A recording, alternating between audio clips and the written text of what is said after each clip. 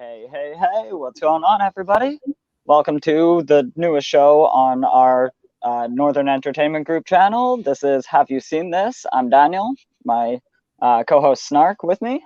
How you doing, Daniel? First episode, pilot episode, buddy. Yeah. Pretty excited. We're we're missing a little of the baubles, but really some of that is because we haven't figured out what the baubles are. It's That's classic the great thing Canadian about a television. pilot episode. This is We're just going to replace actors and change scenes, and this episode might be different by next month. Yeah, this is exactly the way Trailer Park Boys started, I think. Probably.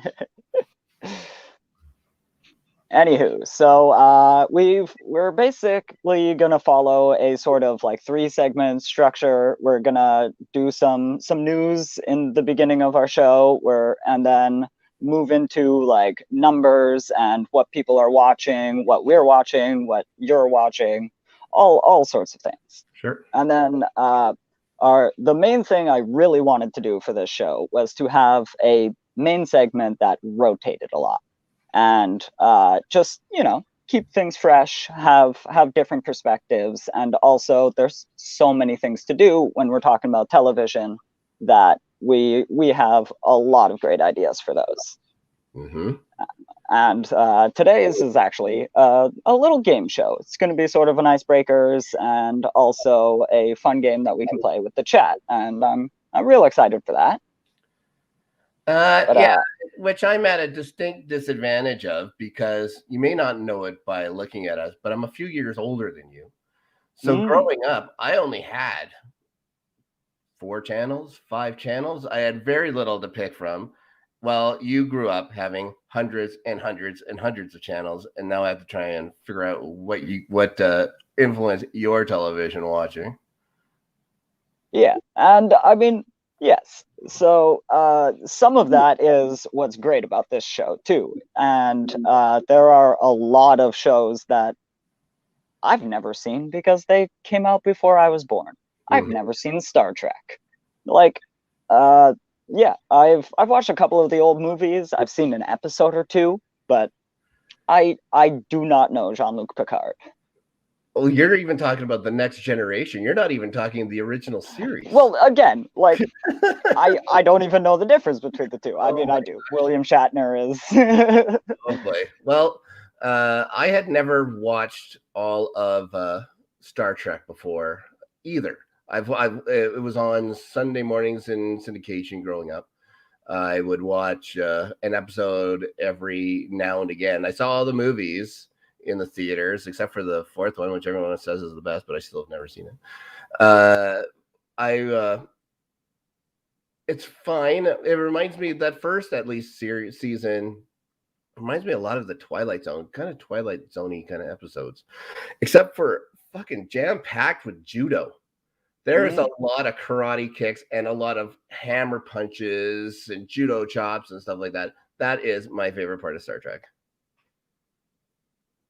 Yeah, I actually kind of miss some of that. Like there are a lot of old things that I haven't watched, but like everything's on green screens now, so you get some great effects, and television has taken a great leap forward because of the availability of this cheaper tech.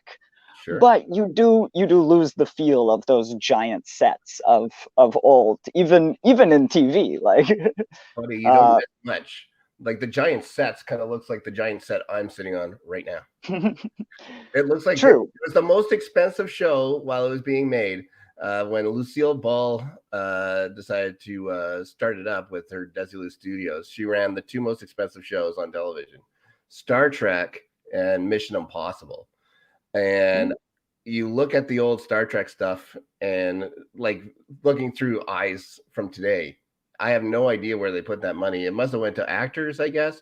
The one thing they did was they made the spaceship look like it's moving in space. I guess before everything just kind of looked sedentary. But yeah, they made the spaceship look like it was actually going through space. So maybe that had to have done quite a bit of the budget, I suppose. Yeah, and I mean, nowadays they just like hit a couple of buttons and things happen.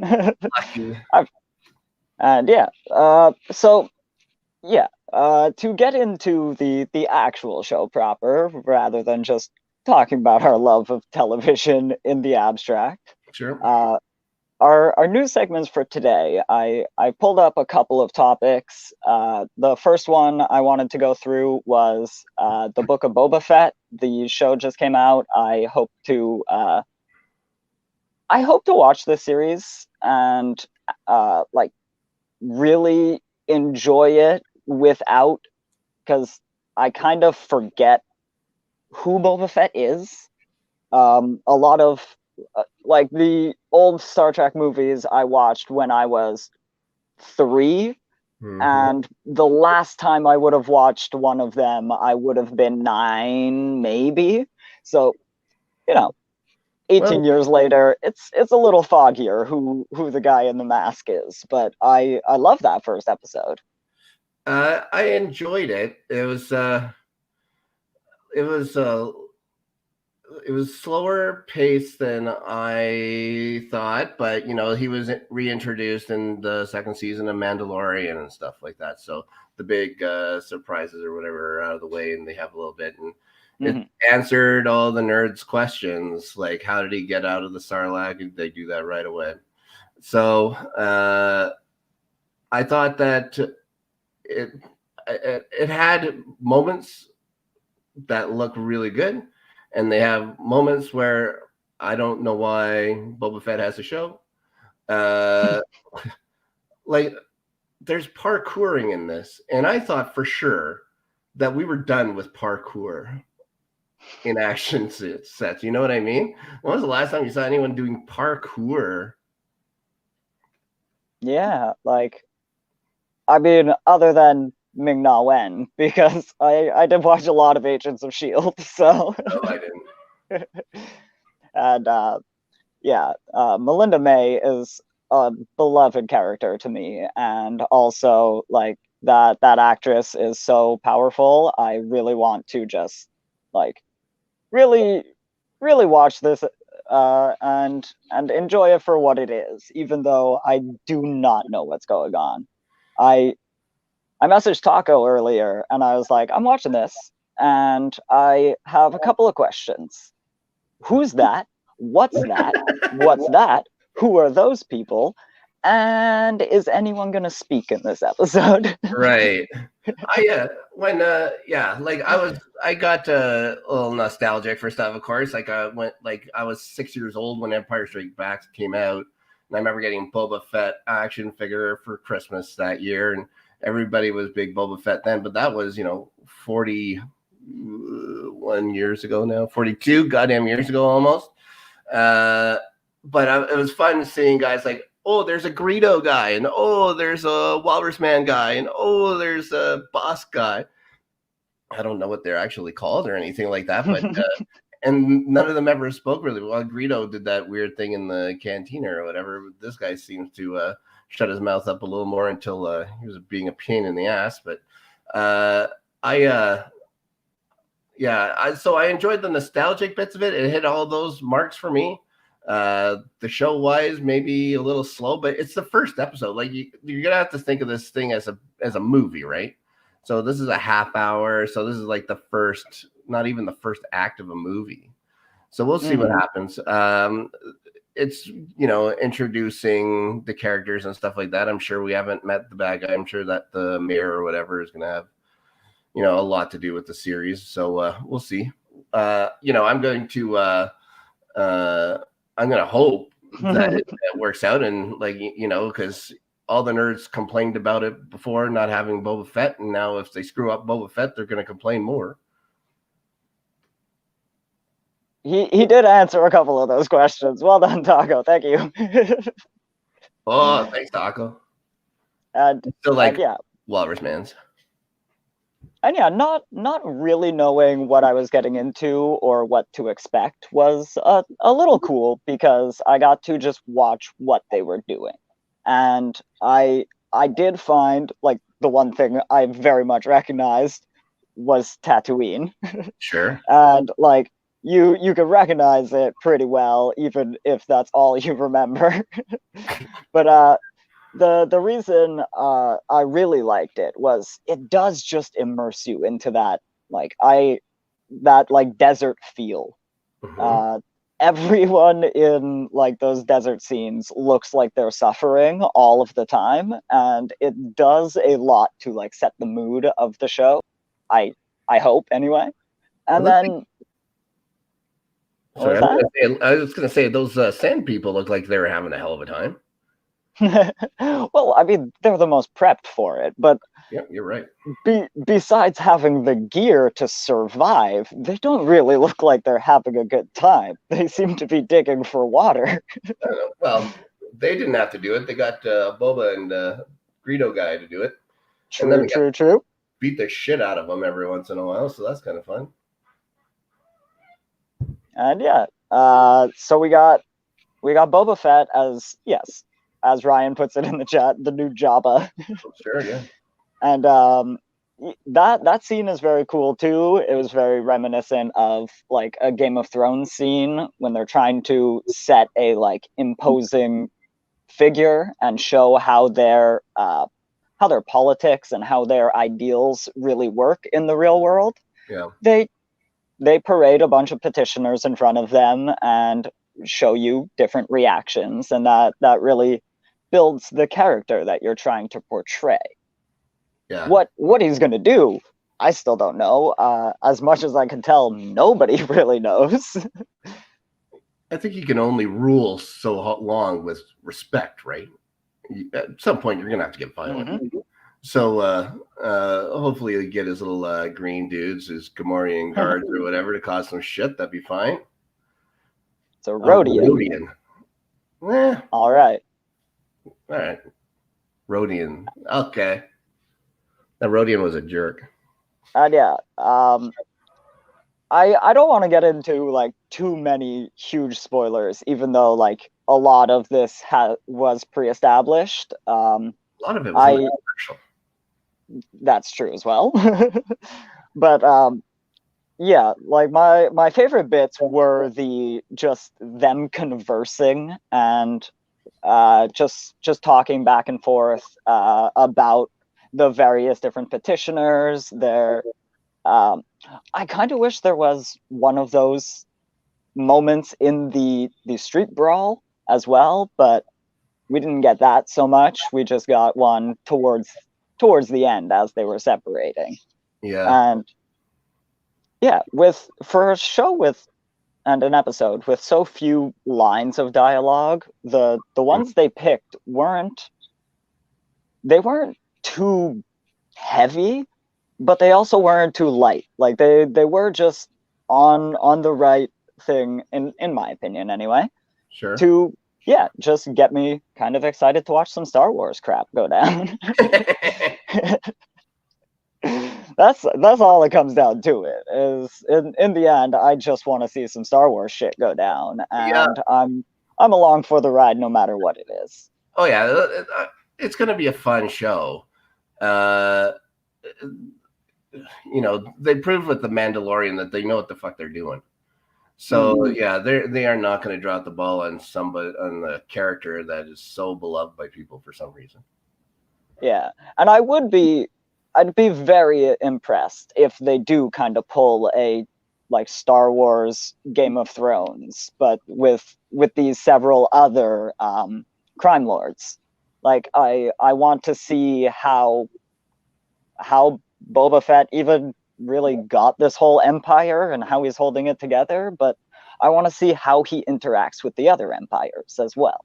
Sure, and how he interacts with the mayor going forward as well should be fun. I really like the mayor's envoy. I love that scene. That might have been my favorite scene of the show. Oh man, who is that? I love him. I think it's Matt Berry. Is that right? It sounds familiar, but there are so many TV actors that I know their faces, and I'm like, oh my god, I love this person every time they guest star. Well, I did that when they went to the bar, and the woman who owns it came up to them or whatever, and I just yelled, "Hey, that's Flashdance! Flashdance!" Yeah, and yeah, the envoy actually made me go to my list and change something because I needed to include a show that had him in it. Like as soon as I saw him, I was like, "Who is that guy? How do I place him? Oh, I know exactly where he's from, and that should be on my list of 10." Oh my And yeah, anything else on the actual episode?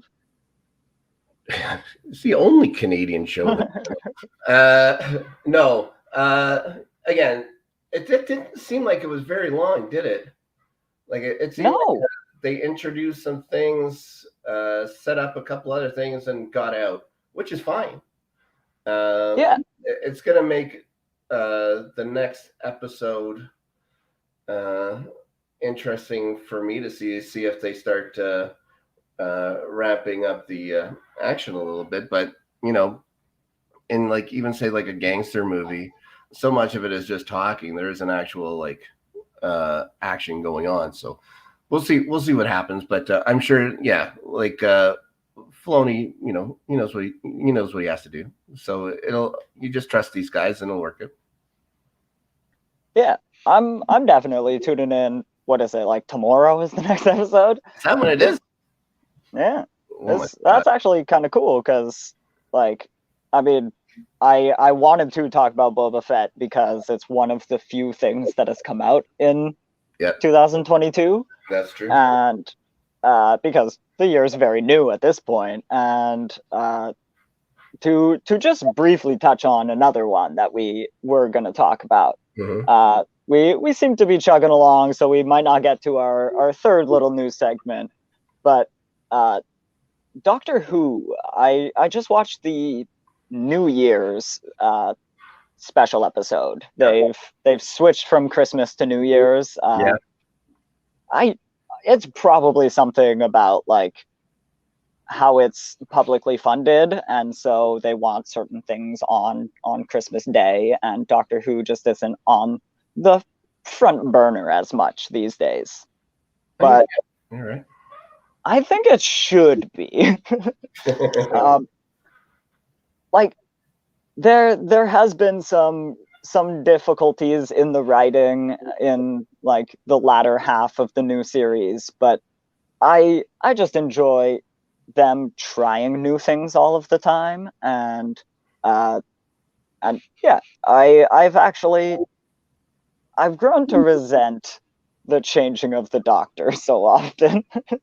You do? And yeah, because like it kind of feels like you get into that third series with a Doctor, and that's when they finally hit their stride, and that's when they're leaving.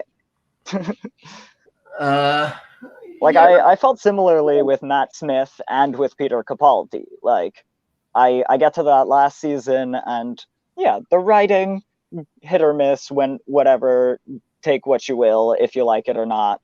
But like the actual Doctor is kind of more important, the portrayal of the character. And The Capaldi's Doctor for me, that those first 3 episodes where he's angry all the time didn't really suit the Doctor much. But that's all it really took for me. By the 4th episode, I thought that he had already kind of eased into the role and stuff like that. David Tennant had it from the moment he switched or whatever in Eccleston's last episode. I thought Eccleston to lead it off was fantastic. Matt Smith, you're right. Maybe it took a little bit, but everyone says Matt Smith is their favorite Doctor. A lot of people say Matt Smith is their favorite Doctor. Jodie Whittaker's Doctor, I really enjoyed from the start. It's not my favorite Doctor, but when I heard that it was her going into it, I was so excited because the work she did with Chibnall and Broadchurch, which is a British series, I absolutely love. At least the first 2 series of Broadchurch are fantastic. The third is fine. It's not quite the same, but there's I was expecting great things. It delivered in parts. I wasn't a huge fan, but there's for sure great episodes. And there are definitely I found Jodie Whittaker's doctor can very much, and we say this as if she's gone, but she does actually have two other special episodes that come out throughout this year. Yeah. And at some point, we will see a regeneration. We will see a new doctor. But I think her run can best be described by moments because there are a lot of, especially because she gets the cast of companions. Yeah. That was a big change too. But the way she gets to hit off of all of them slightly differently, Mm-hmm. there are like perfect moments in all three of her seasons. Right. And it's like everybody is just like playing perfectly, and they know the story they're telling. And I I really did enjoy Jodie's run. I think she's yes, we are talking about Doctor Who, and 50 is not in the chat. And I mean, if 50 was in the chat, I'd be tempted to talk about how much I love Clara Oswald, but Ooh. that would just be to set him off. True. And yes, but yeah, I watched the New Year special. I love a good Groundhog Day story, so Yeah. that was fun. And I just love I mean, Daleks. I'll always love a Dalek story. mhm. Like I had Exterminate as my message thing from my phone forever until my wife got very cross at me when it would keep going off at 3:00 in the morning for whatever, saying exterminate when we're sleeping. So I had to change it. But yeah, just the first line from the Dalek in this one, just saying, "I am not Nick." I fucking howled with laughter. Daleks are always great. Yeah, I had a text ringtone that had the exterminate. When you called my phone, it either played the Buffy theme song or the sound of the TARDIS. Nice. And I had one phone at one point that let me customize the vibration, which is super strange. Oh boy. And like, when your phone buzzes, bzz, bzz, Family. well, I could change that. So I changed it to the 4-tone drumming, obviously. So whenever I got a text message or my phone buzzed, they went boom, boom, boom, boom, boom, boom, boom. And it made me laugh every time I heard it. And I often find myself doing the 4-tap drum beat and just like not even realizing it until I do, and then going like, am I possessed yet? So going forward with her only having 2 episodes left, who would you like to see take over the role of the Doctor? Oh man, I have not put a ton of thought into this. So if you have somebody, let me know. I have someone. It would never happen. Like if you were going to go like dream Doctor or whatever, even for a season, of course you'd say something like Bill Murray. But that would be interesting. There's a British actor, comedian, author, presenter named Richard Ayoade, and he was on shows like The IT Crowd. I think he'd be an awesome Doctor, but by this point in his career, he's probably he probably has too much going on to be the Doctor. But if I could choose anyone, that's who I choose. Can I just because this will be super easy? Could I just take all of the actors who played the adults, we'll say, because the kids are still a little young. Just all of the British royalty that was in Harry Potter. We'll just shuffle them around in a hat and pull one of those names out. All right. And but I would like to see, I don't know, a redhead, obviously.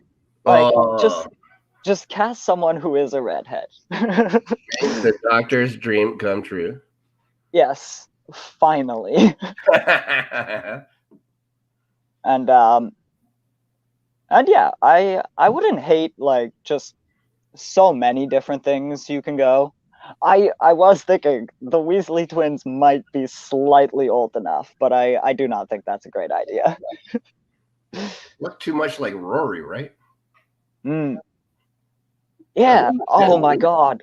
He would actually be great if he hadn't already played a character. yeah, Rip Hunter is so much fun as basically the Doctor, but with a gun. So I would totally see him as a Doctor. sure. One thing I've Uh, heard is that they're probably going to go with a woman again, which is great. But I don't know who I would pick because it's going to be British, and I've seen a lot of British shows, but there's a lot of British shows.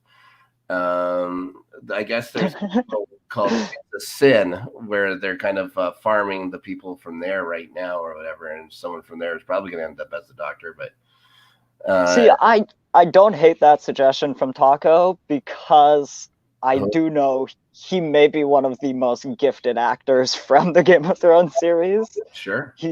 He's spectacular.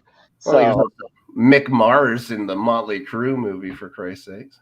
yeah, and I mean we don't speak of Inhumans, but he was Maximus too. Well, and then another British series he was called Misfits about a bunch Mhm. of delinquents that get superpowers, which is fucking awesome as well. I did watch quite a bit of that over my brother's shoulder. Yeah, Misfits is a great show. Helen Mirren would kill it as the goddamn Doctor. Ooh, yeah, that's another one. He was also in Fleabag as well, right? Yeah, Yeah. that'd be a good Doctor as well. There's okay. So what we're saying is there's plenty of good choices for the next Doctor. Uh, I don't know who's going to be running it. This is Chibnall's last kick at the can too. So Well, once we actually transition, the new Doctor will be Russell T Davies running, okay, and yep. that is the actual news we're talking about, right? Mhm. um, I'm so excited for him to come back. I do hope, like, I hope people aren't just mad because I don't think Russell T Davies is going to come in and change everything back to the way it was. He's going to build on what everybody since him has done, and he's going to build it bigger and further out there, much like he did when he was reviving the series the first time around. Right. And so I don't expect there to be like going back to the way it was. I see him coming in and just kind of uniting everybody a little bit and just saying like, yeah, we all do want to get this properly done, and we want to, you know, tell a fun story about some zany aliens along the way, and maybe a little bit about the human condition. Sure. And he's had however many years now to think about it as well, too. So he's got to have some great stories or whatever up in his head. So Mm. I yes, I'm always excited whenever there's a new Doctor. So no matter who it is, I really can't wait to see it. And I love the regeneration episodes. I love them. The best moments of Doctor Who, I think. I loved it when Eccleston changed. I loved it. Tennant's, I don't want to go. I thought was Mm. amazing. Capaldi coming in when Matt Smith kept teasing his regeneration for however long that was or whatever, and then you just Yeah. see him the Time Lord stuff or whatever. Yeah, I'm really looking forward to it. Okay. And yeah, do you think you have any specific companions you'd like to see? Nope. I I do not think Yaz should continue. No. I will say I was completely thrown when Yaz got the Martha storyline. Right. to like say it plainly, because it is just an unrequited love that like three characters have had this with the Doctor, and one Yeah. of them made it out happy. And Yaz is Kinda. still up for debate. We haven't seen yet, but uh, yeah, I stan Martha because she was the most badass of the companions and literally became a unit agent medical doctor. uh, yeah, but you can't hold the sun.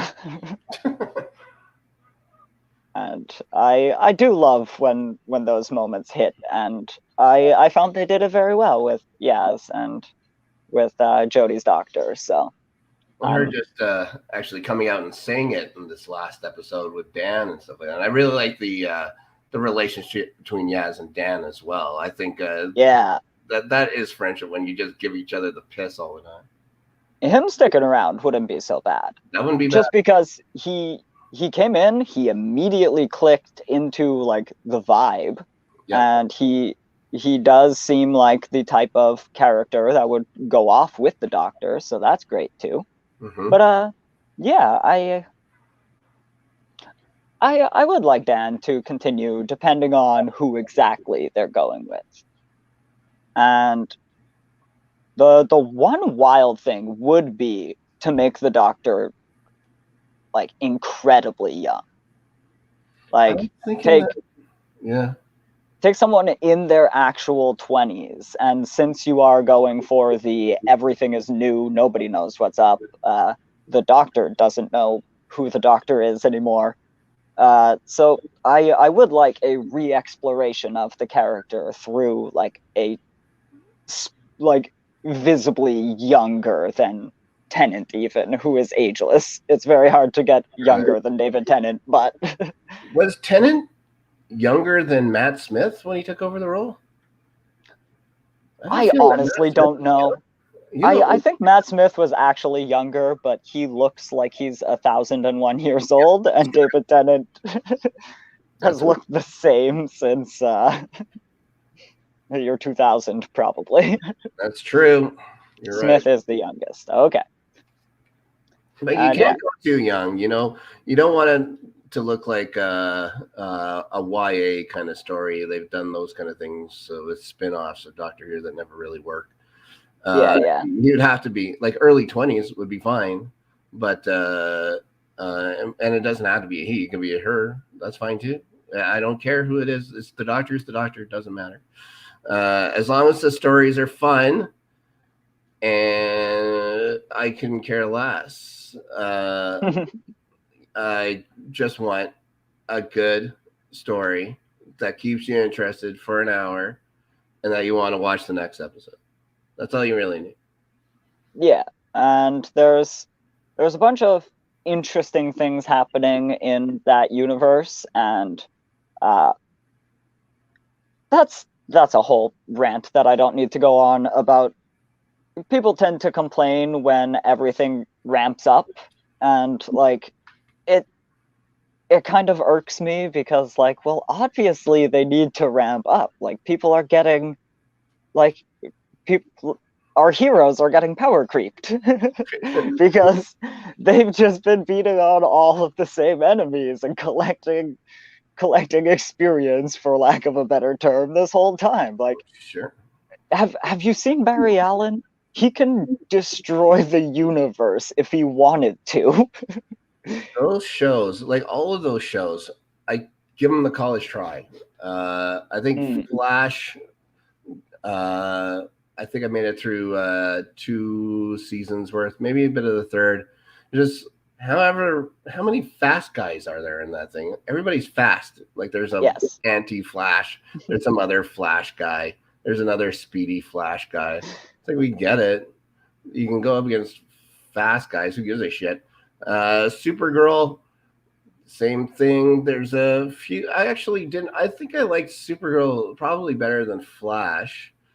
Uh, but again, there's only so much I can take before it just gets too. It just they just start getting into themselves and stuff like that. I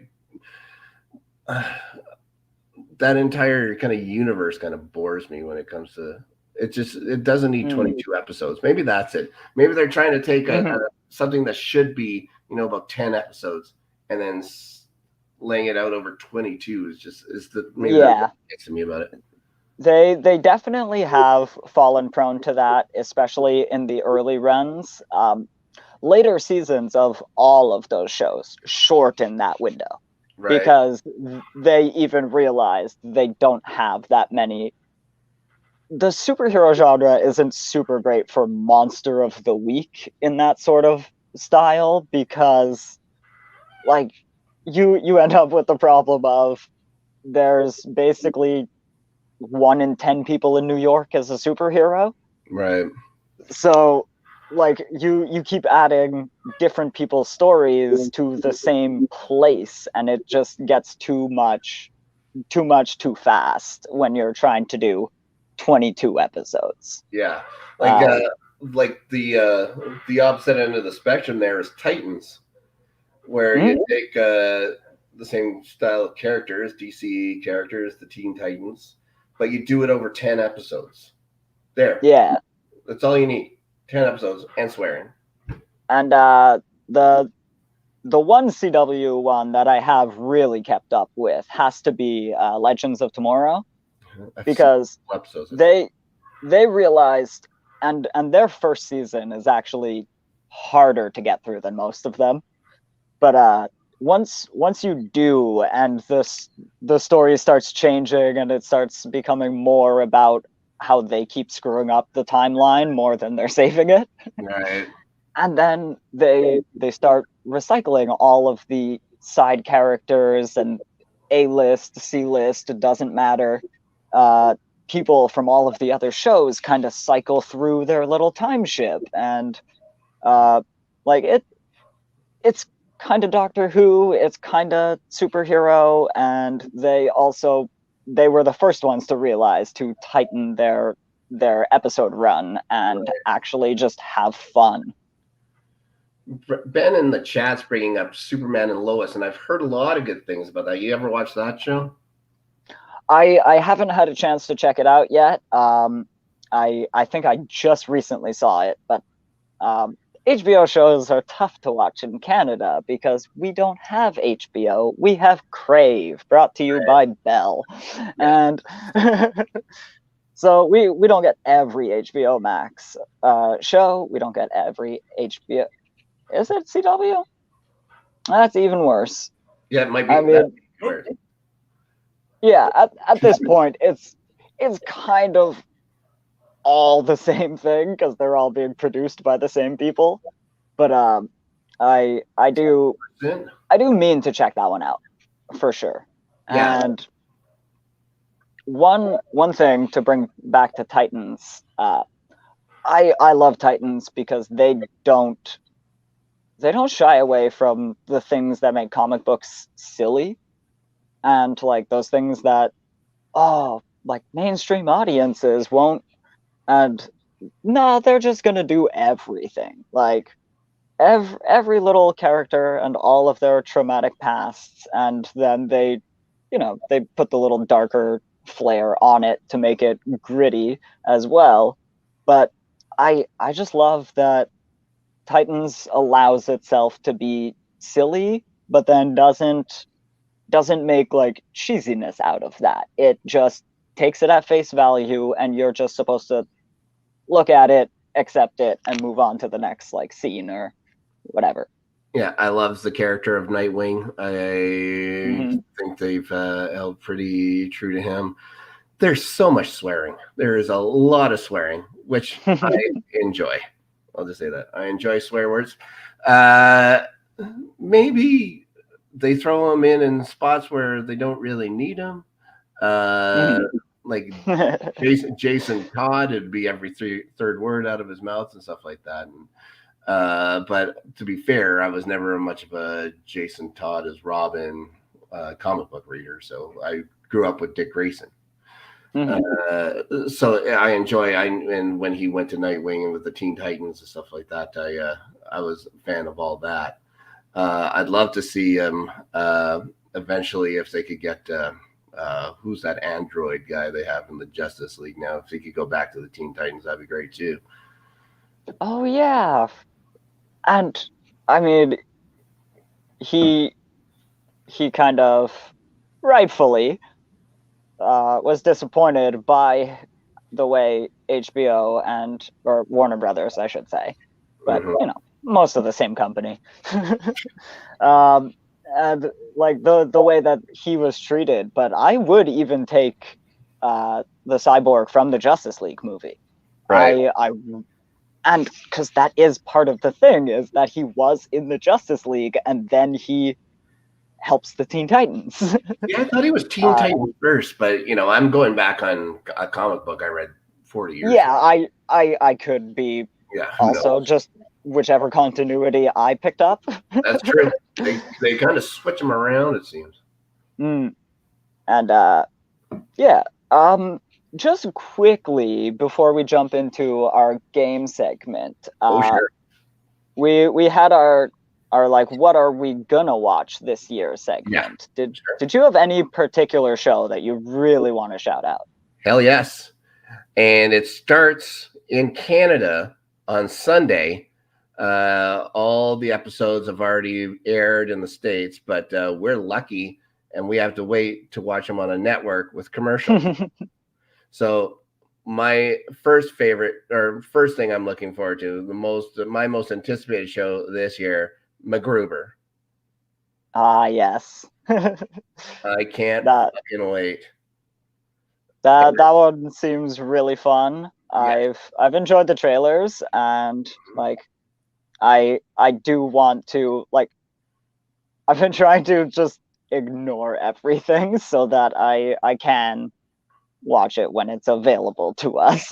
Yes. Yeah. The one thing I wasn't gonna do is try and find it by any uncouth ways. I was gonna Mm, wait so I could watch this thing, and if I could do it, watch it one a week or whatever, like television used to, I'll be fine with that. yeah. And my most anticipated show does not have a release date yet. It's Mhm. House of the Dragon.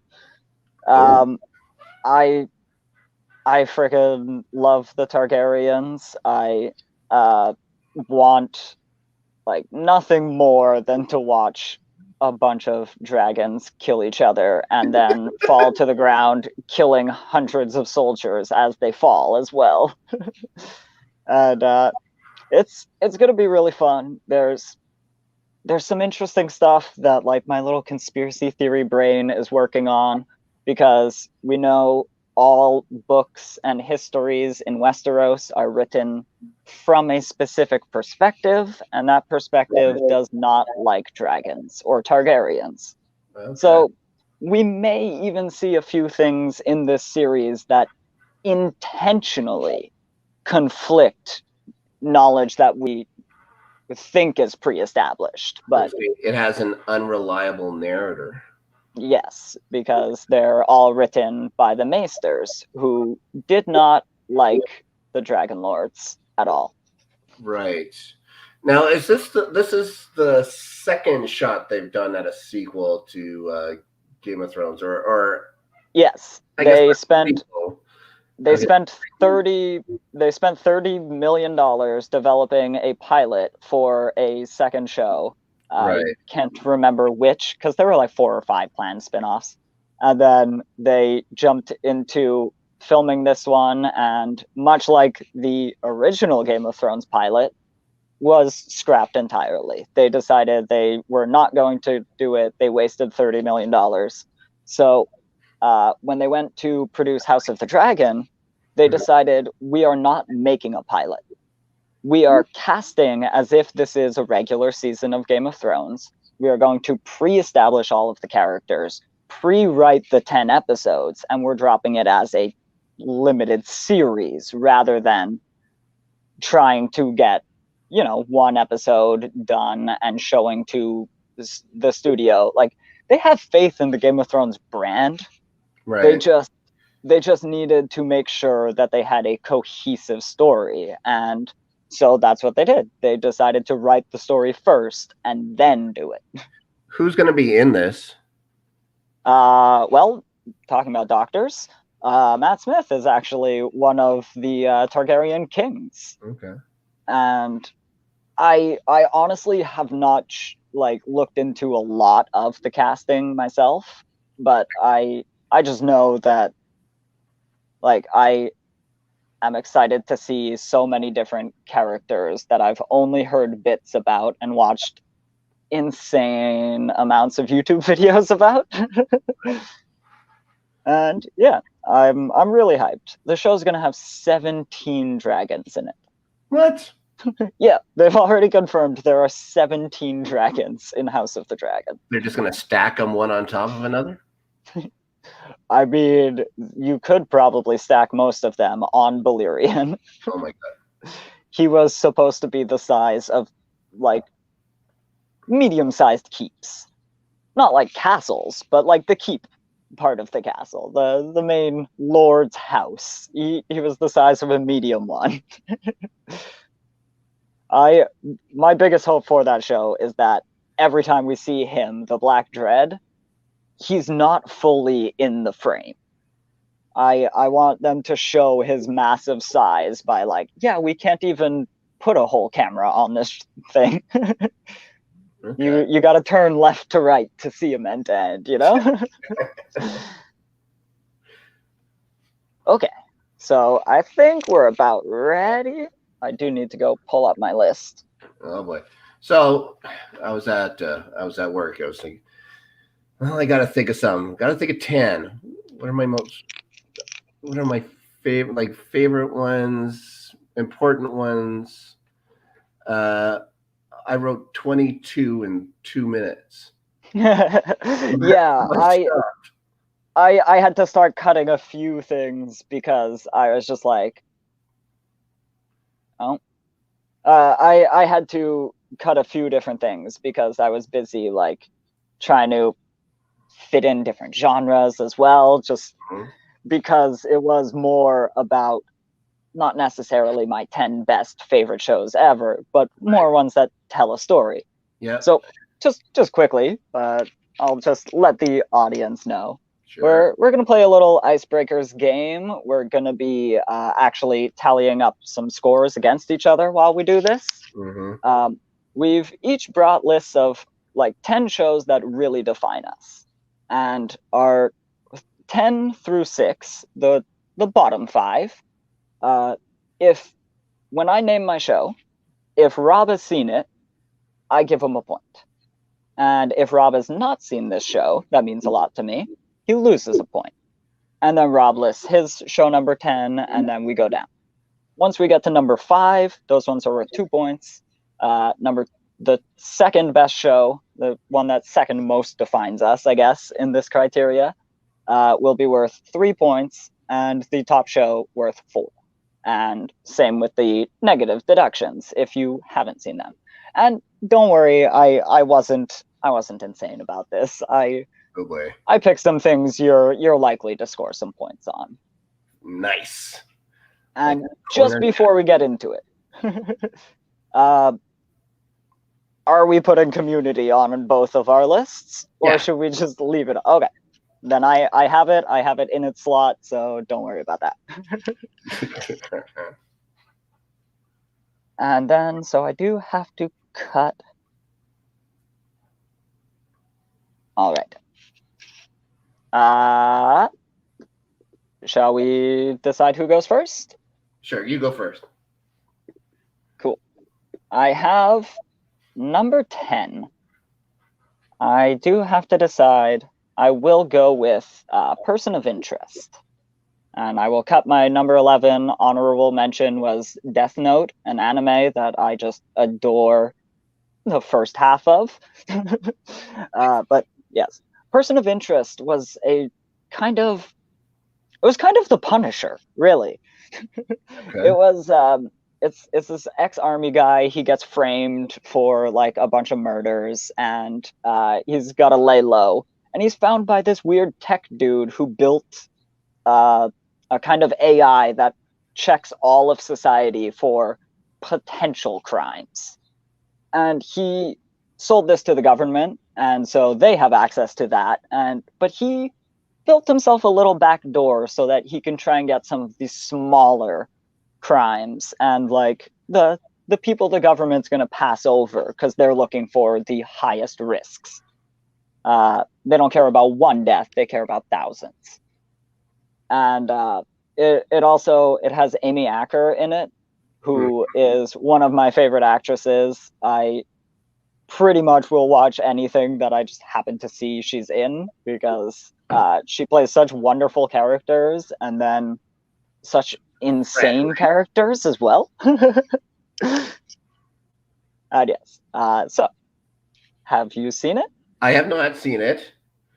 No, Okay. I think I may have lumped that show in with a bunch of other shows, hour-long shows, such as like the Criminal Minds and NCISs and stuff like that. So I may have passed that by. It doesn't sound like that's the kind of show it is, though.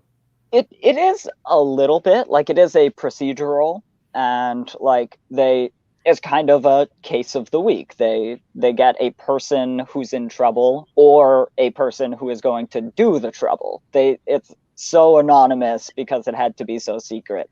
And so they don't really know who they're dealing with, the victim or the perpetrator. I believe that's in their trailer. And then yeah, so it's really fun. It's got some spy hijinks, it's got some cop hijinks, it's got some shooting, it's got some hackers, and then it ends in a giant like obviously an AI that can watch the entire world is going to cause some problems. Oh my god. Okay. Okay. My number 10 show is the program where if I actually want to sit down and watch television for an hour with my wife, this is about the only one she'll watch with me, or that I'll be interested in. And that is Survivor. That is disappointing. I do know what Survivor is. I have seen enough to know what it is, and not enough to get me any points here. Oh, really? Yeah, I again have not watched a full competition. Sure. And when it came out, it was I believe in 2000 or 2001. So when it came out, it was appointment viewing. That first season that Richard Hatch wins was the most talked about television series I remember ever before getting onto the internet, which I'm sure was around, but I didn't fucking go on it.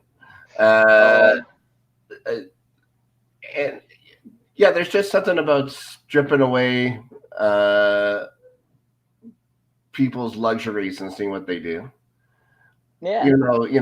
A lot of the time it ends up pissing me off, and I never seem to pick the winner, because I always seem to pick the guys who are seem to be the bad guys by the end or whatever. But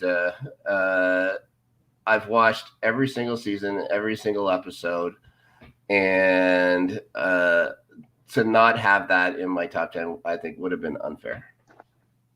Okay, so I believe that's a -1 for both of us. And I really hope this thing doesn't end at -18 to -18. But it might. Yep, we'll see. All right, so number 9. I've got this nice little Amazon original called Marvelous Mrs. Maisel. Yep, seen it. I love stand-up comedy. I love comedians. I love specifically like that era of stand-up comedy. Right. And so every time I watch that show, I love it even more, because it's got so much in it, like so much little histories, and just names of people that are just casually dropped because they're not in the show. They're just friends of friends. And yep. And then you look them up, and they're these big names. Yeah, I love Marvelous Mrs. Maisel, and I will give you a point for that. Yeah, her manager is one of my favorite characters on TV. All right.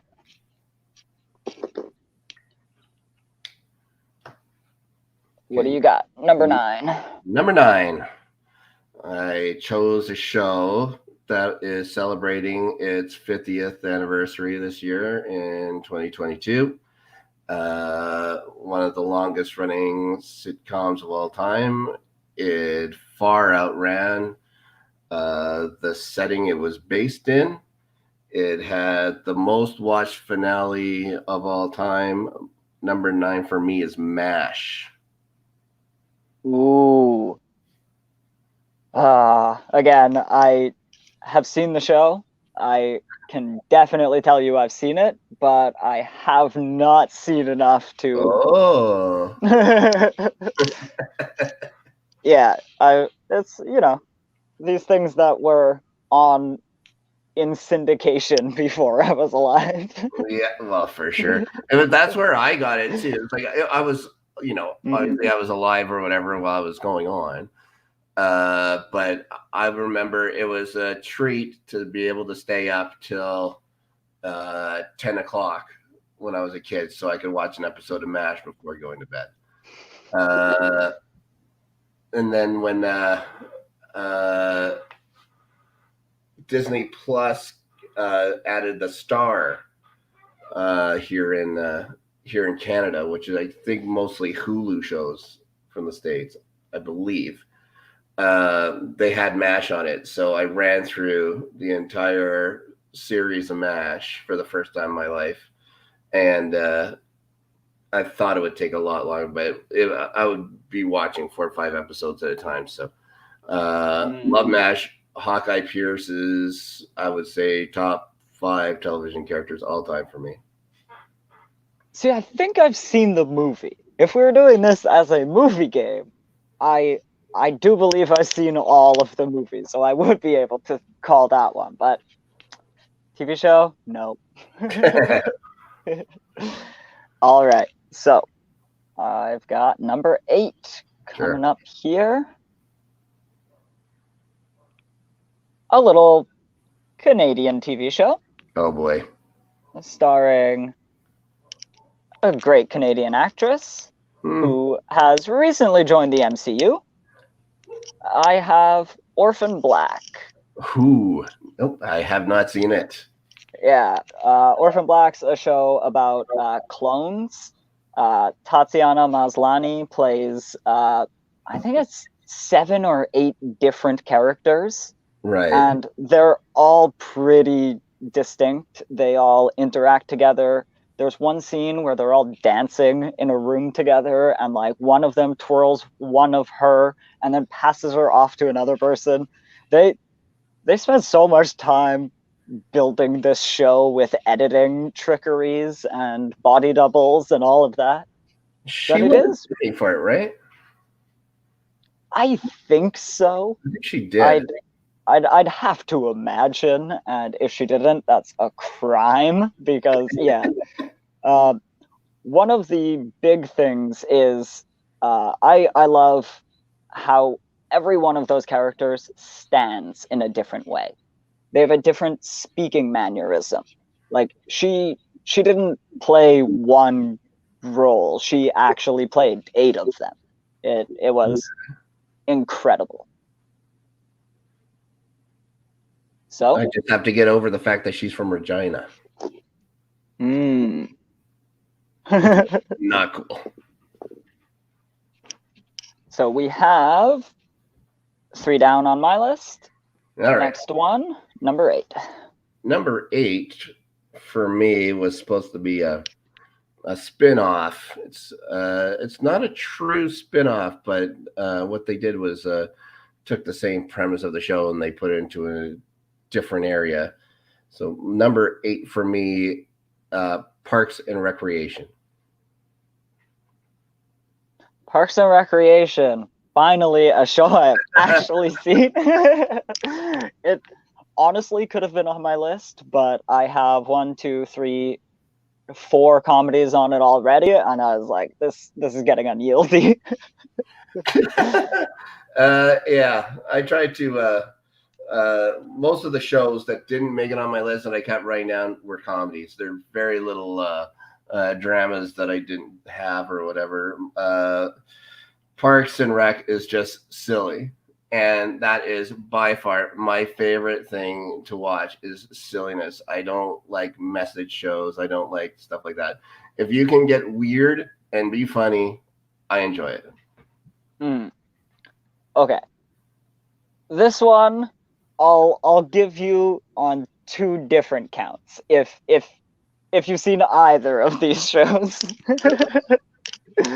And because my number 7 would have to be Naruto, which is an anime that I grew up watching. It's a shonen anime, which is about a happy character who does fight stuff.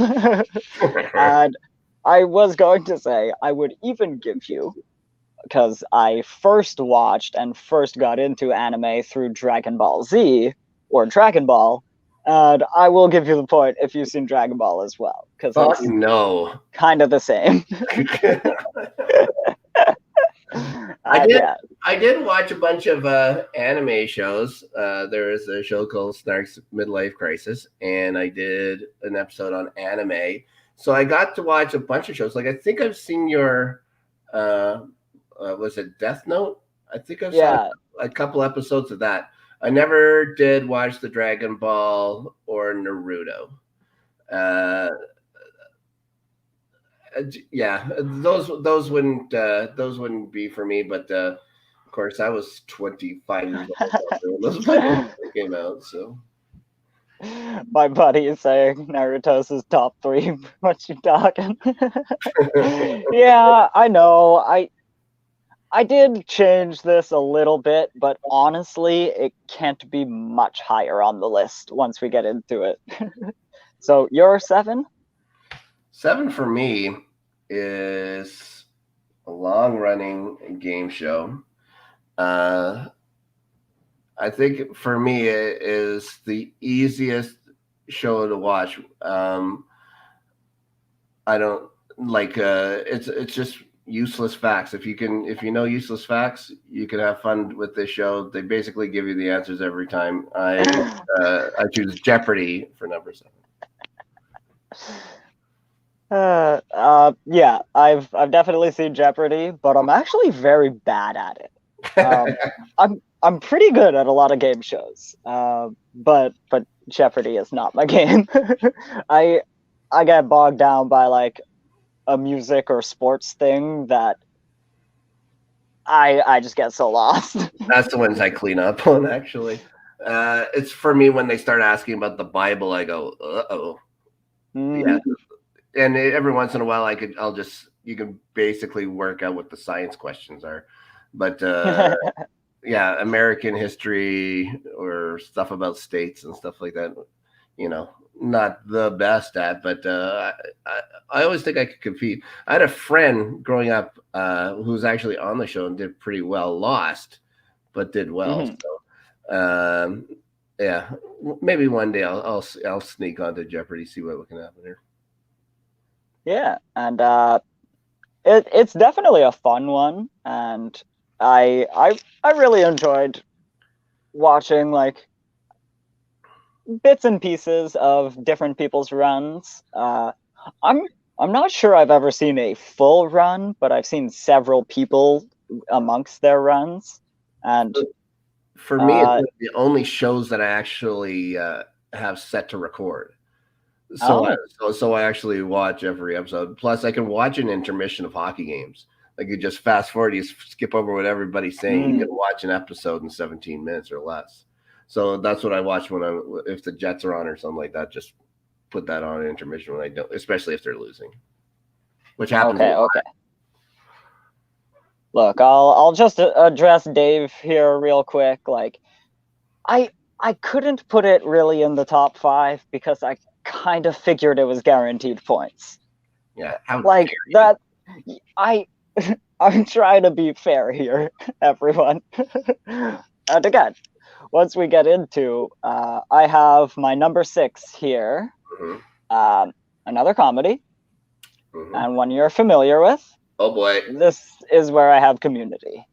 Uh Just outside the top 5 and beat by 2 other comedies. So I did have to push it into 6. But yeah, Community is so much fun. I I started watching it like with my brothers, and like we fell in love with that show. We were possibly the only 3 people watching NBC instead of watching Big Bang Theory over on the other network. Worst time slot you could ever have given yeah, Community, those but guys got no fucking luck ever. Never yeah, got any luck.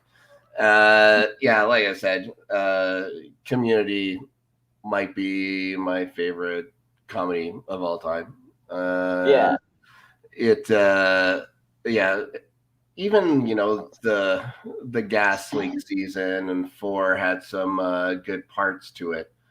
But those first 3 seasons of Community are 3 of the best seasons of any television show I'll say ever put on.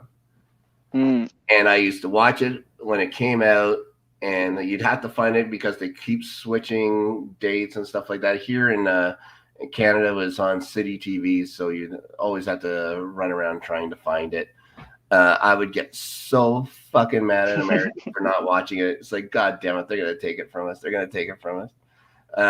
It held on by its skin of its teeth for long enough, and launched an entire television internet thing, and of course also killed that television internet thing. But at least we got one final season out of it. So 6 seasons. 6 seasons and a movie. Yeah, and One day, one there's day. that hope. There's always that hope of that movie. The longer it goes, the less chance of it happening. When Donald Glover is finished being the most artistic person who's ever existed, maybe we might get to our Community movie. That's true. Yeah, like, He's fantastic. in there. He would go in there for a day. That's all he'd need to do is just show up at some point, I think.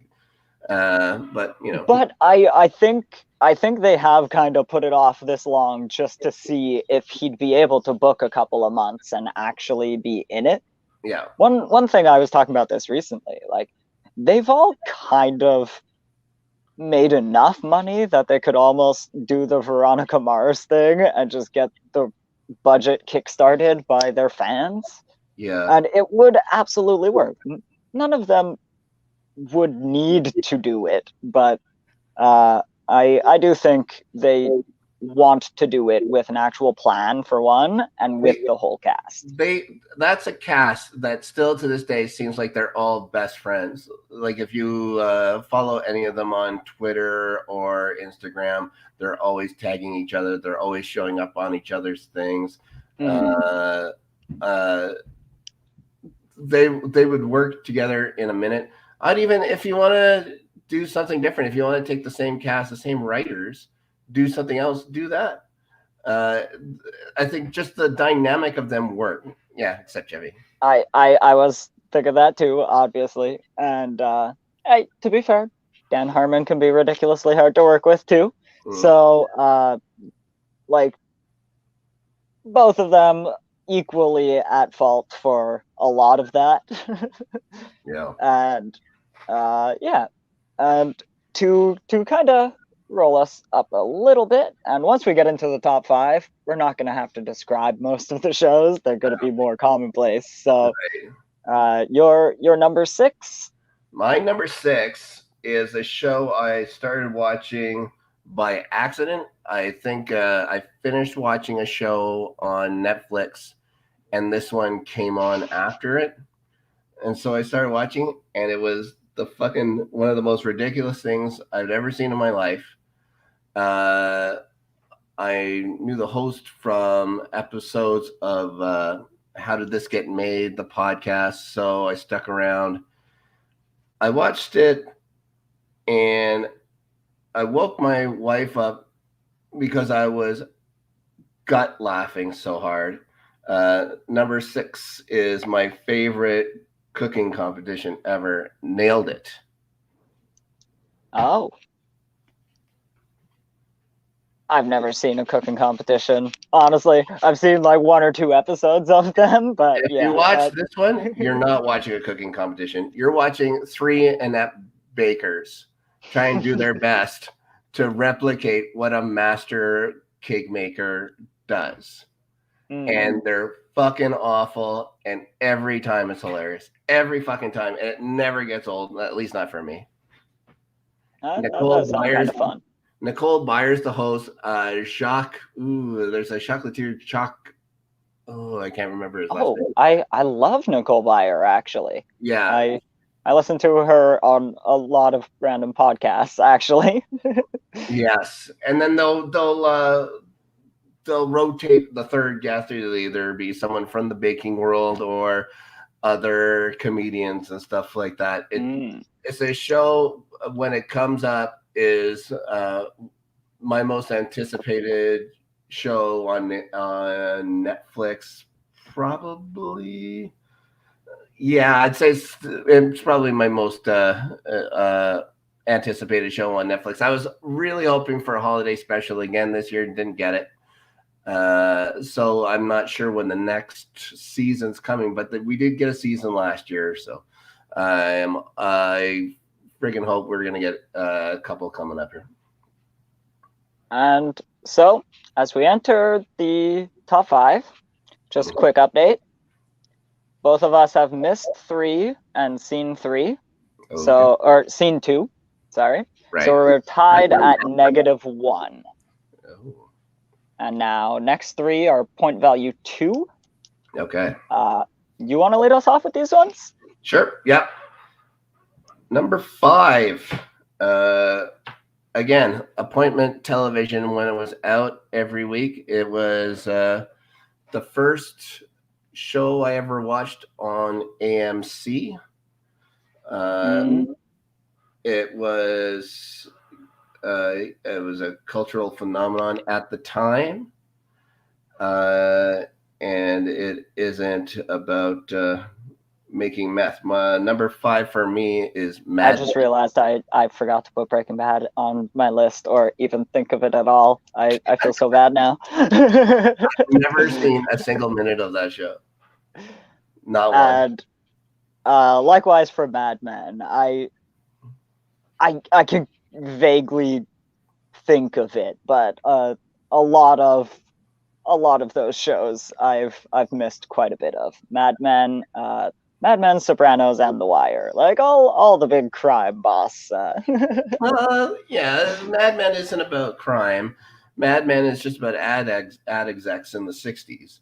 Don Draper. I thought they did crime shit. No, not really.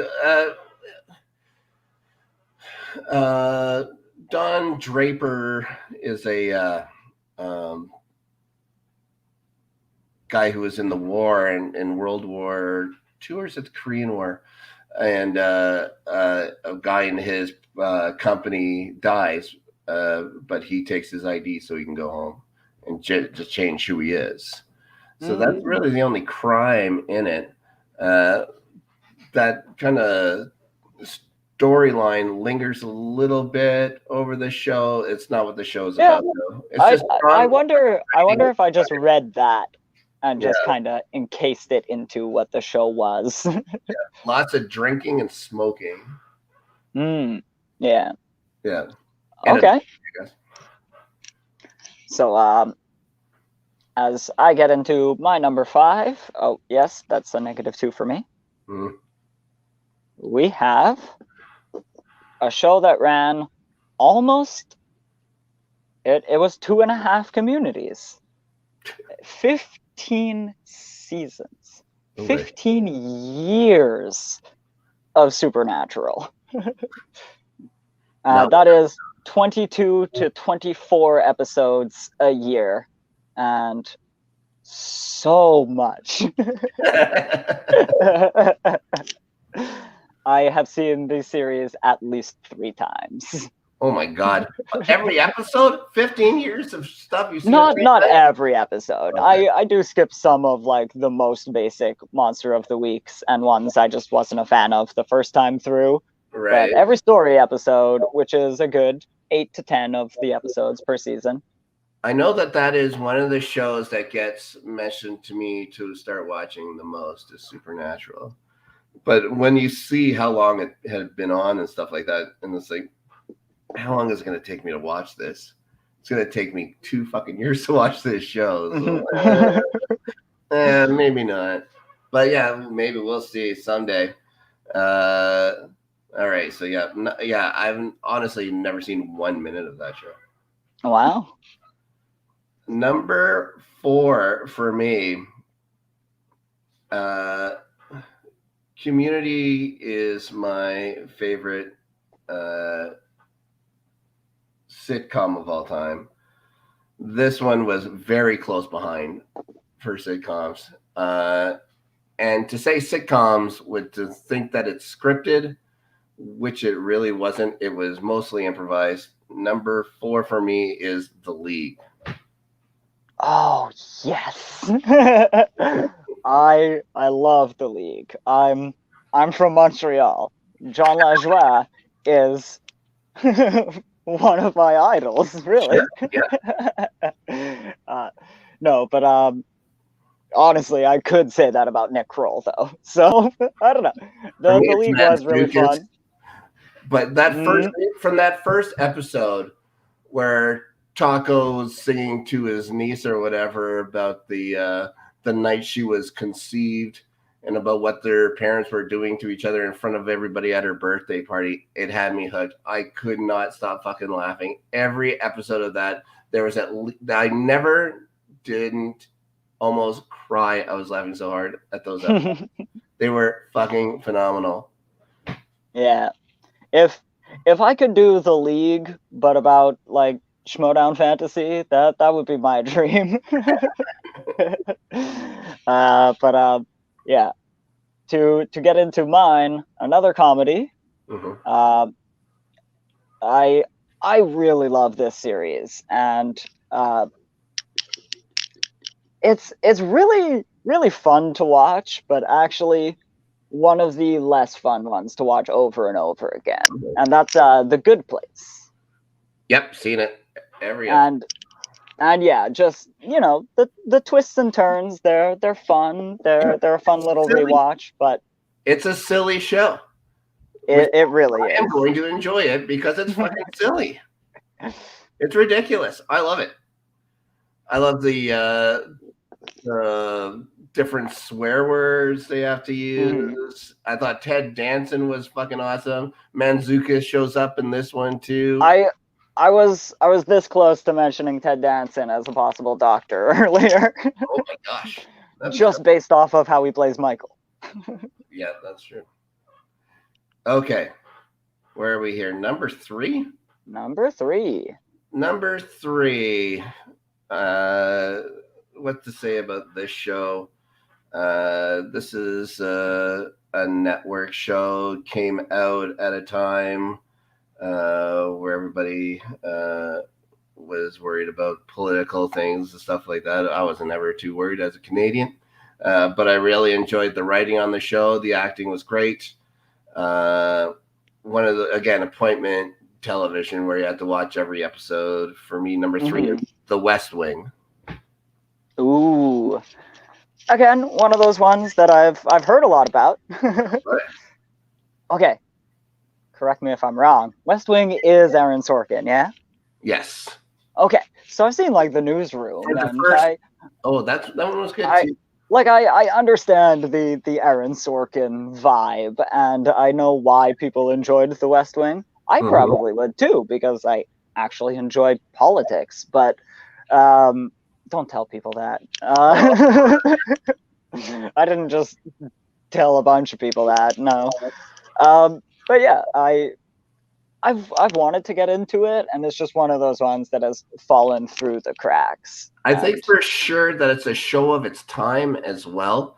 I think if you were in your mid-20s when it started, there was no Netflix, anything like that at the time. It's a show that, it was a water cooler show. It's a show that people talked about. Yeah, and it's not the water cooler show I thought you were going to bring up that I also haven't seen. Oh boy. The one that came out just before I started watching television, which was Lost. Oh. It was like that close. I've seen some of it, and I just wasn't quite old enough to get it. And yeah, so as we move into me losing some more points, yes, Yes. and now you're gonna get to jump into the positives for sure here. Yeah. Maybe I should have had Naruto higher. Game of Thrones. Yeah. Of course. Obviously. Again, appointment viewing, you know, I think it's a show that really benefited from putting out once a week. Like if you were just to drop them all, I don't think it would be quite nowhere near as special, especially with things like the Red Wedding, etc. Yeah, I think it would have been just as enjoyed by the big fans of the books, but it would have been like a cult following show. It would not have been the massive, insane thing that it was without without it just being the most insane thing you watched all week. So guaranteed to be the first, and you watched it on Sundays. So guaranteed to be the first thing you talked about with your coworkers the next morning. 100%. And I actually started the books probably around the time the TV series was announced and like starting to be planned. And I had finished all of them and started the first book again by the time the series dropped. I really love the Game of Thrones world. Yeah, I was watching it with my buddy, and I think after the first season, he just tore through all the books or whatever, so he knew everything. So you know, when an episode like the Red Wedding was on or whatever, he'd be watching me or whatever to see because he knew what was going to happen and shit. I had zero idea. So yeah, it was terrific. Maybe didn't nail the landing, but you know, who cares? It was a great show. All right. Yes. Now we get into what's worth the most points. You're going to get this one because number 2 for me, my second most important show is Community. Nice. And I think we've said what we need to about it. It's fucking fantastic. Yeah. Abed is amazing. That's the one thing we didn't necessarily say about it earlier. Abed's great. Yeah, and the protagonist is a piece of shit. Like Jeff Winger is an asshole, but he's endearing. But he's not a good person. Like generally, protagonists of comedies are, and one that is arguably to be a good guy. I mean, he is a good guy, but he's arguably kind of an asshole and a jerk as well.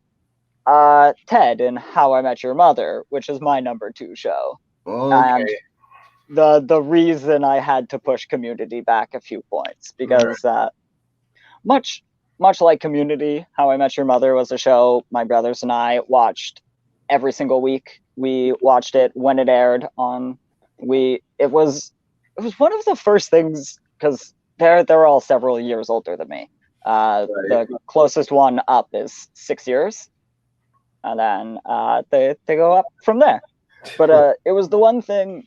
I was like 13 or so, and they were 19 to 21, etc. And it was the one thing all of us enjoyed. We all watched this show sitting in our living room. It's one of the few things we did together. It had some great episodes and had some great seasons. It's one that I fell off watching in the final season. I watched basically up to when they actually met the mother, I guess. And I just haven't gotten back into it, but for sure had some great episodes. Yeah, that's another one that a lot of people kind of disparage the ending of. And while I'll defend the haters of Game of Thrones, I argue in favor of the How I Met Your Mother ending because Okay. it's a great one. If and when you get to it, it's a really fun. I love how they end first joke, last joke. That's one thing that more comedies should do. Okay. It's a stand-up thing that a lot of stand-up comedians will do, where the joke they open with is kind of the opening setup to the last punchline of the show. And when you're really connecting all of those dots, and some people get incredibly meta about it throughout the whole show, but yeah, when you connect the dots that the first and last line are the same joke, I love that. And that's why How I Met Your Mother is honestly, it is my second favorite TV show. And my top three are my three favorite TV shows. Okay. And so you Number have, just a quick update. You have positive 4 points, one. and I Whoa. have 0. Oh, so you can win here. You can still Yeah, win. because I got the 3-pointer, but I was at -3 already. All right.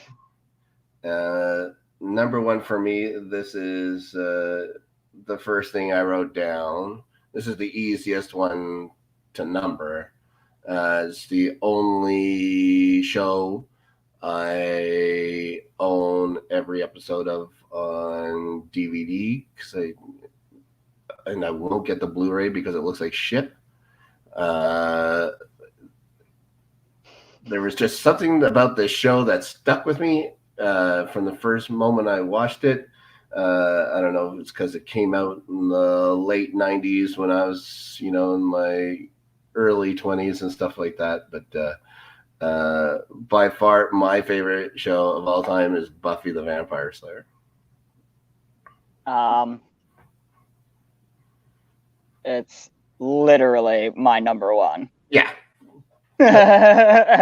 So we all yeah, I started. Yes, so you have 8, I have 4. You have definitely won this. We are pushing a little late, so if we want to get like 2 or 3 people to throw some quick suggestions into the chat while we discuss Buffy here. Yeah. I started watching it. Again, around the same time. My older brother was watching it with his girlfriend at the time, and they were in their like young 20s, and I was basically the age of Buffy. I was 15, then I was 16, and then I finished the series by the time I was 17. Obviously, it was all out. But yeah, I kind of grew up like in the same age group as those characters and just loved all of it. Curiously, this is one show that, and there are a couple others, that I didn't see season 1 of for the longest time. Because the first episode I watched was just a random episode in season 2, and then I just started watching with my brother. Right. And it wasn't until much, much later that I went back and actually watched the first season of it.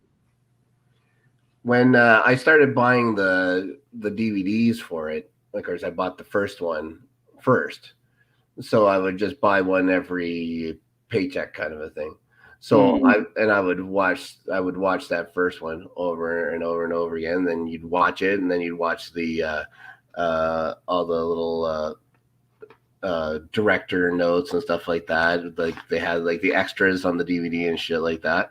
So I'd watch that, and then you get the second season, and then you just start from the first and go through the second, and then you go and get the third season. You go start from the first. So I've seen that first season.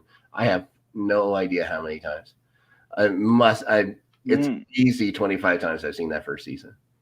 Easy. Definitely more the second and third for me. Oh, but first season are my favorite by far. It's just the one I've seen the most. Yeah, I know. Like the third season, because it's both my favorite and it was like the second one that I watched. I've gone back to watch the third season of Buffy way too many times. It's fantastic. But yeah, The and whole Faith story is great. I love the way that show just like built television in a way. Yep. And yeah, there's so many cheesy things in this show. Honestly, in the year of our Lord 2022, maybe skip the Buffy watch if you've never seen it. It's dated, but it is so much fun. You know what? You can always watch just watch the musical episode if you want. Just watch the musical. Yes, That'll never be. yeah. It's the only one they ever filled in widescreen too. It would be the only one that would look decent in Blu-ray.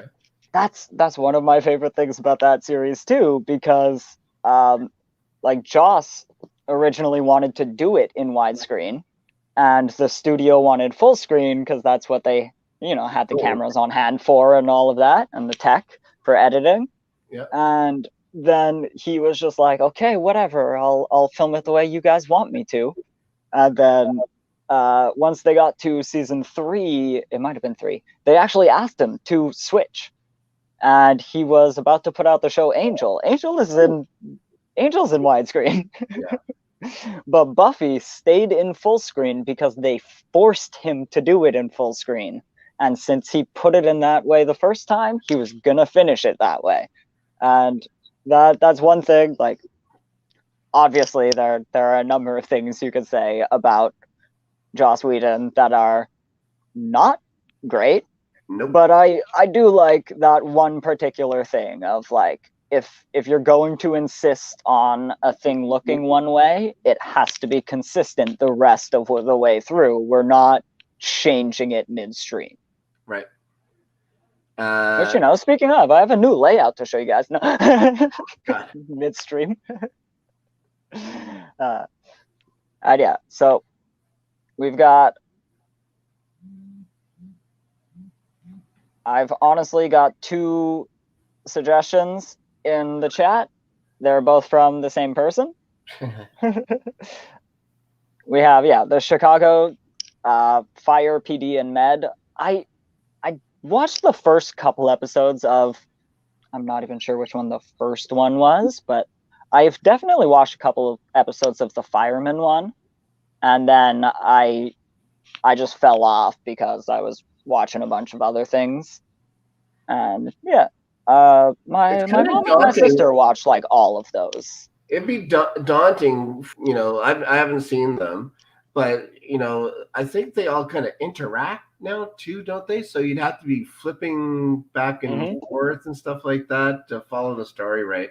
It might be a little tough to watch if you hadn't started watching it. I'm sure if it's a show that you started watching when it came out and stuff like that, and it'll be easy to follow because you know the characters and stuff like that in the storyline. Yeah. The shout out to Vikings as well. That one definitely. To be fair, it's. I like Game of Thrones for the fantasy, not for the sword combat necessarily. Even though I do love that, obviously.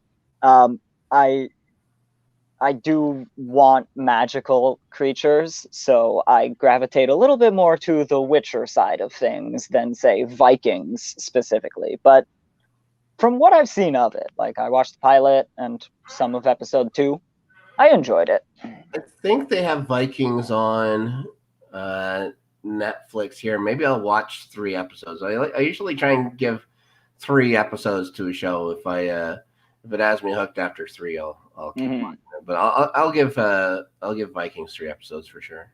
And lastly, Trailer Park Boys. We're freaking Canadian. We almost got through our whole first episode without mentioning them. I did hear you try to sneak in corner gas early in the app. Oh my. But yeah, and then Invincible on Prime.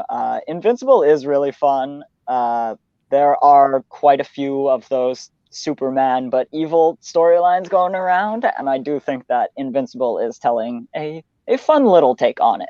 I liked it. I've seen a few episodes of it, and I know that Manzukas does a character in that one too.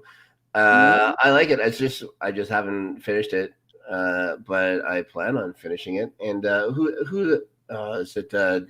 J.K. Simmons or whatever, is he voicing it as well? He's actually the evil Superman. Right. Yeah. He J.K. Simmons is like Omni-Man. Right. He's the Superman of that universe. I don't know if it's a spoiler if it happens in the first episode.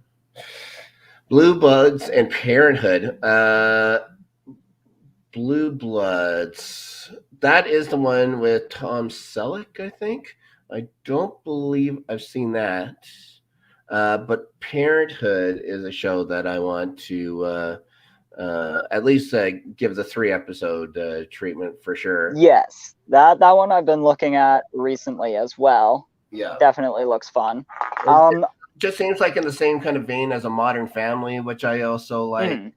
I can't remember.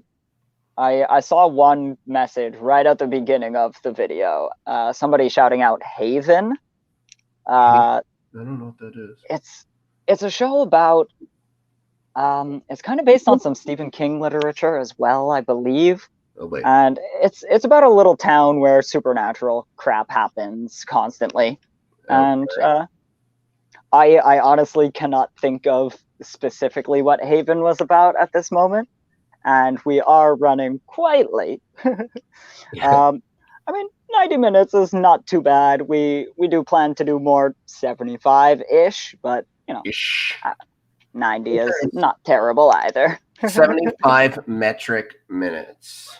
So, do you want to shout yourself out? Guys, you can follow me if for some reason if you like it. Snark Yeti. Well, I don't tweet too much. Maybe I'll start doing that. Schmodown season starting up. May be able to jump on shows on the Northern Entertainment Group here. But we'll see what happens. You make sure you come back every day, maybe for an hour and a half or so. Yeah, but my bladder's not strong enough, Dave. Oh my god. Get a bottle next time. Right? Although I do actually really gotta go. Yeah, you can find me around our channels as well, Northern Entertainment Group. I'm going to be guesting on a bunch of these shows. I'm going to be hosting the show with Rob here. Yeah, I recently changed my Twitter handle to better reflect like where we got here, and I wanted to shout out some great Schmodown people that I love, and so you can find me at Corrupted Canuck, and Canuck is spelt normally. Corrupted is spelt with a K. And I would have changed my banner, but it's actually very hard to do on the tablet. So I love doing that on these shows. I have my name out there the whole time, and then right at the end of the show, I just switch my name over, and it's like, oh, just look down here. Perfect. But alas, yeah, this was really fun. I thank everyone in the chat for joining us, for joining in the fun discussions, and we hope to see you next week.